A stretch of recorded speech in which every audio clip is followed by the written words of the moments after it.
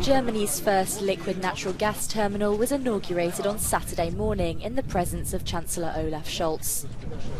The terminal is expected to supply about 6% of Germany's gas demand into the grid each year, a milestone given the ongoing energy crisis. Addressing plant workers, Chancellor Scholz said, "We decided very quickly that we wanted to do everything we could to ensure that we in Germany could also guarantee gas supplies independently of Russia." But this terminal in Wilhelmshaven is just the beginning. Germany has big plans for 2023 and hopes to open 4 other LNG plants by the coasts of the North and Baltic Seas, in Lubmin, Brunsbüttel and Stade. This morning, Scholz said that when working together, industries can get things done at a great speed. And that's Germany's new tempo. The leaders of Azerbaijan, Georgia, Hungary and Romania signed an agreement on Saturday to build an underwater electric cable under the Black Sea. This project could become a new power source for the European Union as the bloc seeks to reduce its reliance on Russian energy. Since the beginning of Russia's war, we have decided to turn our back on Russian fossil fuels and to diversify towards reliable energy partners, like the partners here around the table. And it's working. The 1,100-kilometer cable from Azerbaijan to Romania will provide Azeri energy to the rest of the continent. It will also benefit Moldova and Ukraine, which have seen their energy security compromised by Russia's supply cuts and bombing of infrastructure.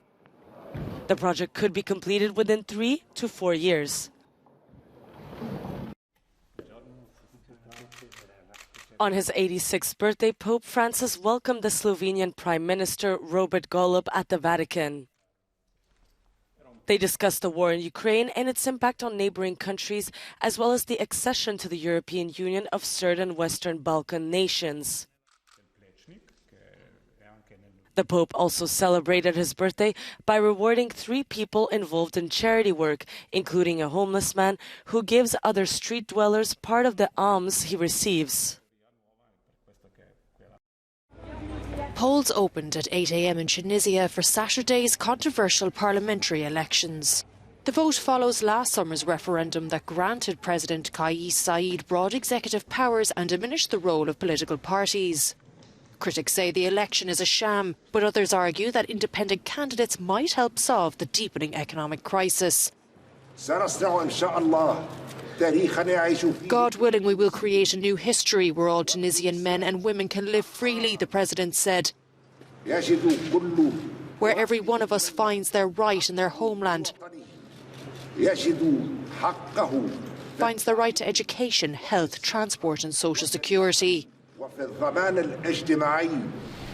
However, analysts are predicting a low turnout.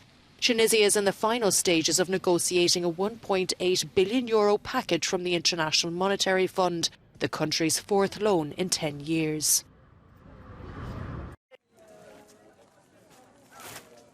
Donations have been pouring in to help the victims of a fire that engulfed an apartment building in Vaux-en-Velin in the Lyon suburbs on Friday.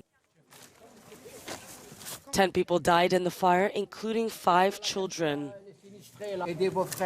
Local residents have gathered to collect necessary goods such as boxes of powdered milk, diapers, toys, and even clothes for the 36 displaced families. The victims are currently living in temporary accommodations. Croatia beat Morocco 2-1 in the third-place playoffs at the 2022 World Cup in Qatar on Saturday. Luka Modric's team nabbed the bronze medal in the most prestigious football tournament. Modric, who plays as a Real Madrid midfielder, is set to announce his retirement at 37 years old and 162 caps. Although the Atlas Lions didn't get the podium, Morocco still made history this year as the first African nation to reach the semi-finals. On Sunday, France and Argentina will lock horns in the final match of the World Cup.